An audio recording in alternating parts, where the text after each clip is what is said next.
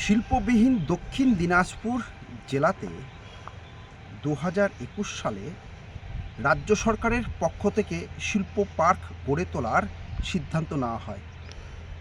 খোদ রাজ্যের মুখ্যমন্ত্রী মমতা বন্দ্যোপাধ্যায় এই প্রকল্পের ঘোষণা করেছিলেন।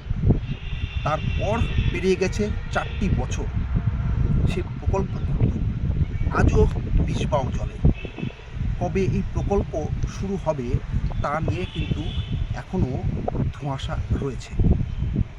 তবে বেশ কিছুদিন আগেই বালুরঘাট সংলগ্ন এই এলাকায় যে শিল্প পার্কের জমি চিহ্নিতকরণ করা হয়েছিল, তার বাউন্ডারি ওয়ালের কাজ শুধুমাত্র শুরু হয়েছে।